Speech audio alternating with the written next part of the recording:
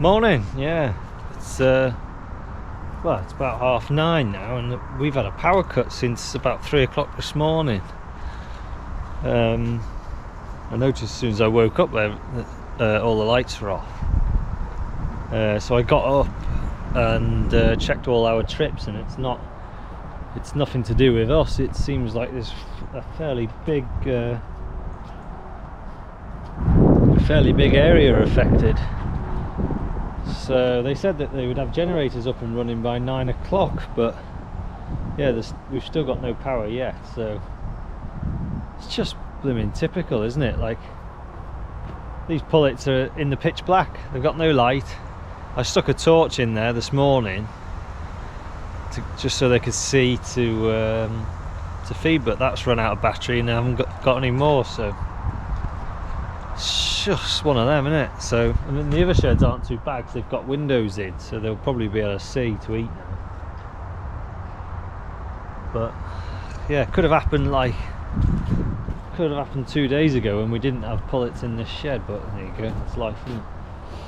So I haven't been able to grade any eggs. Luckily I'd graded one shed last night, so I had some to pack, and I've just had to sort of manually pick out some large to finish my orders. So I'm going to go deliver them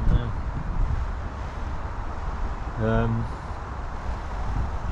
So yeah, hopefully by the time I get back the power will be back on and I'll get the rest of these eggs graded. So yeah, it's just one thing after another, isn't it?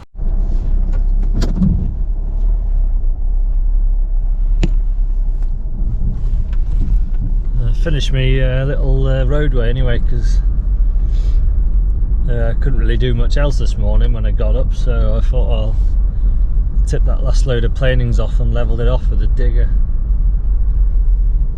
Yeah, it's making me think. Every time you have a power cut, you think the same thing, don't you? I need a generator really, so I need to keep my eye out for one really. Maybe just a PTO one that I can just hook a tractor up to, because we seem to get a lot of bloody power cuts here. I don't know why, but last couple of years we've had quite a few problems down this lane locally, and they've replaced whole lengths of cable underground and overground and posts and all sorts. But looking at the website, on the Scottish Power, I think it is, it looks as though there's quite a lot of postcodes all out of power. So I don't think it's just it's just on this road. But yeah, it would be good to have a generator, wouldn't it? Just because it's no good having hens, especially if you're relying on your light levels when they're, before they're coming in to lay. It's just not ideal at all, not being able to grade eggs. So, but you can be guaranteed the moment I get one and have it ready to go, it will never have another power cut. But that'll solve a problem, won't it? Right, well, it's Friday afternoon now. Mid-afternoon, so just got everything fed and finished off, and just having a think about having a tidy up in my pig shed, because what we've got in here now is a rat problem. This is my old mill. I think this is Avon Blanc, is it? Avon Blanc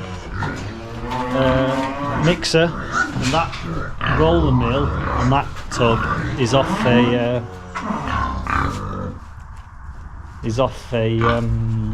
Benter. I think it's a Benter. I'll just feed these pigs. Shut up. For some reason, all these patterns, all you have to do is change their routine once, and now normally I feed them at around about midday, 11 o'clock every day, their corn.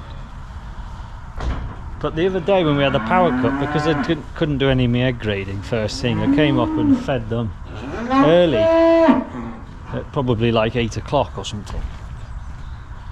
And ever since then, it's like every time I've ever walked into the yard, they're all bawling like they're going to get fed. Like that one time I just fed them out of routine. It's just got them all confused. They have settled down a bit now. I've just put some straw in those, and the whole time I was throwing straw in, they were all bawling at me like they were going to get their corn when they've already had their corn a couple of hours ago. Anyway, yeah, this was how I used to mix my feed when we first started messing about with livestock, really, with pigs and sheep. We used to mix pig food, sheep food and cattle feed in that. And what I used to do, all like barley based mixes, what I used to do was buy the protein and minerals in bags separate for pigs, sheep or cows. I think I used to buy like a pallet of each at a time in bags to start with. And then I used to go where I go now to get my barley, but I used to take one of those hen bins, those you know, hopper hen bins that used to hold exactly 1 ton of barley. And then what we had is we had this auger that's lying here now, used to be up there above the bin. Phone's ringing.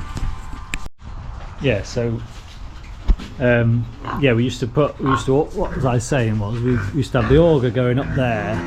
We used to just hang off those roof rafters, and then we had it on a pulley. I don't know if you can see there's a pulley there which had a rope, and then we used to lower it down to here, which when we first started we didn't have these pig pens. There was only one pen there, and I think we had a pen here somewhere. So we used to lower it down and have a bin, and then we used to come in here with the JCB and the bin and have the bin here, drop in the barley in, it would auger it up. You'd fill that with about half a ton, or maybe a bit less than half a ton. Yeah, it was less than half a ton. And then we'd just set it rolling, and then we'd put the minerals in there, or the protein, or well, you could throw it in anywhere really. You could throw it in the top if you wanted. And then we used to bag it out of these chutes, either in or put it into bins. We had all sorts of bins for different mixes, and it worked all right, but a lot of fucking about really, faffing around.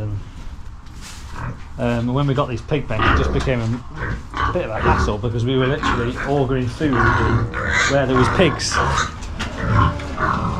they kept knocking the bucket over, and it's just anyway. So we abandoned that system, and it got to the point where it was so expensive to buy protein in such a small quantity, and even buying a ton, you know, you would only use like 1 bag per mix, and a mix might last you for weeks. So a ton used to keep going out of date before we would use it.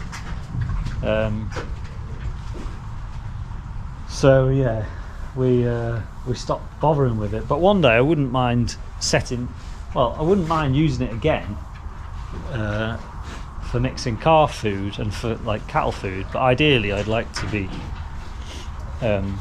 growing my own barley, because if I'm having to drive to go and fetch barley, you might as well just fetch it mixed rather than fetching it, then coming back here and then setting about rolling it and mixing it. So yeah, if I'd ever do use it again, I would probably like to set it up a bit better than the way it was, and probably have it somewhere else, not in here. Because the way it was just not ideal really. If I had it anywhere, I'd want it down in the warehouse, but we've got the same problem down there with roof height, so it would have to just be well thought out, and we'd have to have a decent setup. I don't know how, whether we'd store the barley down there. The only way I'd ever use it again is if I was growing my own barley, I think. And so I'd want it quite close to where I stored the barley, so I could auger it straight in out of the pile maybe. But anyway, at the moment it's just sat there in the way of the shed and it's harbouring rats. The rats don't ever seem to be in the actual mixer, but they can just, because it's just got so bloody messy in here, they can hide underneath it and they come in here and jump into these bins. So it just we need to have a right good tidy out. And I thought, well, while we're doing, I think I'll get this contraption out and take it down to the warehouse out of the way, or just in a different way than it is now, in a different place. And then I'm thinking of making another gate to go on here, to make like a third pig pen, as like a whole temporary holding pen, so that I can muck them out, because at the moment mucking them out is it's all a bit Heath Robinson. Whereas if I could just bunch them together in that corner, muck everything out, put them back, and then this space is open then to put like park machinery in. I could either use it to park the JCB or a trailer or whatever, little tractor maybe. Just make better use of the space really. So I just don't think, I mean, obviously it's all, I'm going to keep all this, so it's going to take up space somewhere else, but I just feel like we could use the space a bit better, and it just needs a blimmin' good tidy up. So that's what I'm going to do. I'm going to start by just sorting through all this rubbish and organising it a bit.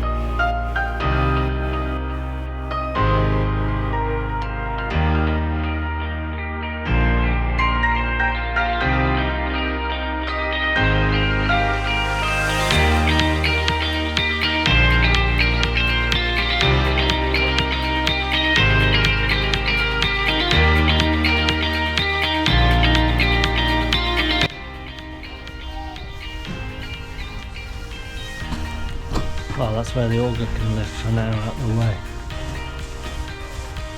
Yeah, I was thinking in an ideal world where I've got all this straw, in the future this could be where I store my barley. Obviously I'd have to make the walls, well, especially the back walls stronger. They'd need some panels, well, some heavier posts and some panels. And then maybe like setting up because I've got 3-phase power in this, because the mixer's 3-phase, the motor. So I could set up the mixer here, having the auger sort of running into the pile, and then I can just mix it out and feed these. Well, ideally have it high enough so that I can drop the mix straight into one of these bins. So that would be my plan, but I mean, he's talking, could be a long way off, yeah. A long way off. So anyway, that's that out of the way. We'll go back up now and keep tidying the shed. A couple of these, 2 in here, desperately want de-awning if you know anyone, with a cheese wire and a gas can.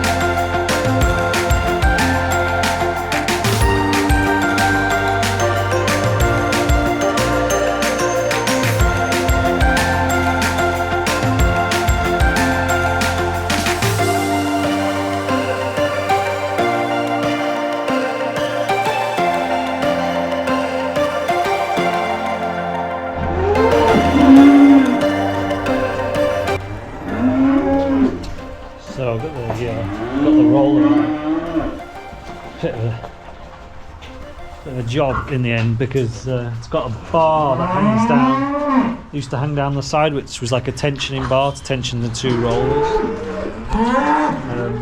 I had to undo a load of bolts and get a load of a big C's pin out to get it to fold up out of the way so it would sit on a pallet, which was a bit annoying. But so yeah, it's getting on now. The next thing is this mixer, which is 3-phase, so this is on a different electric circuit to the roller. The roller was quite straightforward. Bloody cattle, I don't know what is wrong with them. They're really not content eating this second cut silage.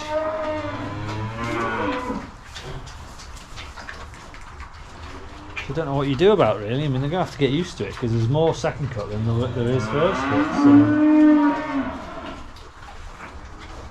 Yeah, I mean, it's not quality stuff by any means, and look, opening it now, it's nowhere near as dry as the first cut stuff was because we just didn't want to maul the ground. The ground was tender, and I don't think we had a very big window to get it in, so we didn't get it as dry as we'd have liked to have had it.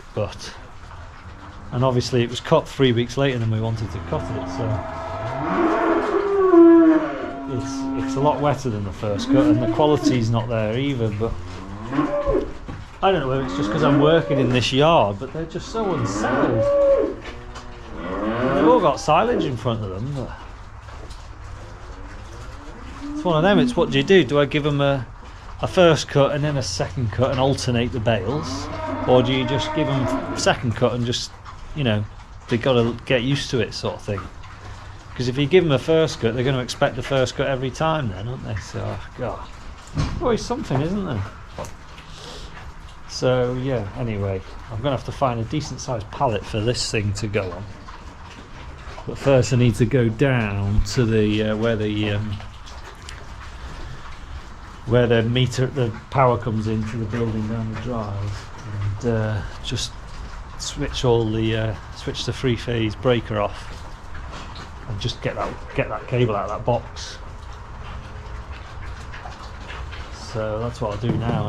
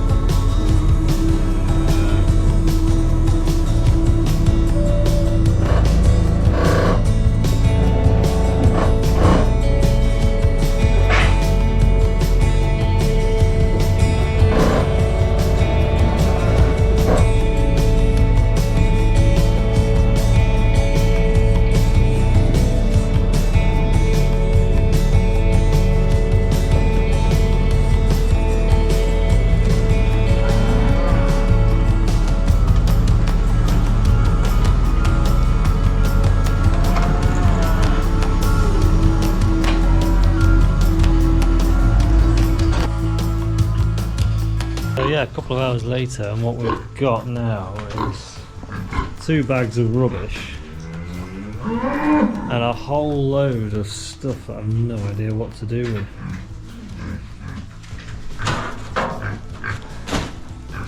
So yeah, some progress. We got rid of the mixer and got a set of scales there, bagging scales that bit of a family heirloom, but God knows what to do with them. And then yeah, just loads of bits of timber, a box, bins,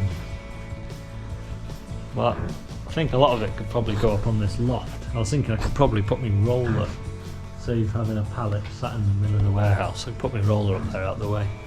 And, yeah, coming along, getting a bit more space. Christ, yeah, there's just a lot of crap. A lot of rats' nests. I haven't actually seen any live rats, but I've seen a few nests.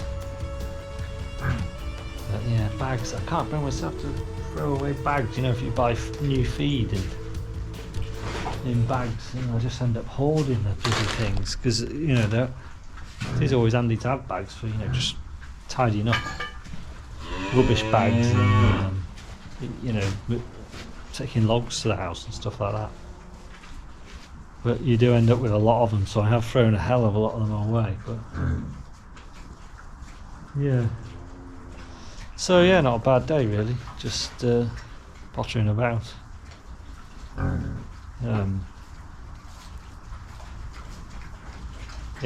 spent yesterday sorting out the problem with the feeder in the hen shed,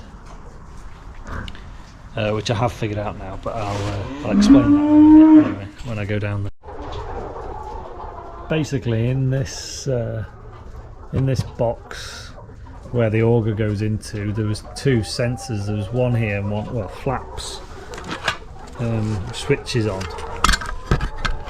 So that was what it was like inside. So when the feed builds up, it pressed this pressure plate, and then inside there was a little sensor.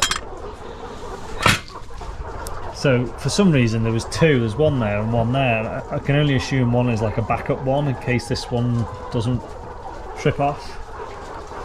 But basically, the one that was on the bottom, the little electric switch that's behind that flap, must have got water in it when we were washing, and then when I turned it on, it fused and it melted the switch, so it wasn't working. And this one up here didn't seem to work. I had the auger running until this filled jammed full, and this one never switched it off. But I tested it and it did work, so I took the broken one out and dropped the other one down to here and wired it in, and it seems to work now. It seems to just fill up to there, and it cuts off on its own. So fingers crossed that'll solve the problem for now. So yeah, all those pullets look all right. They've I felt a couple of them then, and they've all got food and water in their crops. So I'll give them another weigh. I don't know whether I've said on here actually. I weighed them, and I wasn't overly impressed with the weights.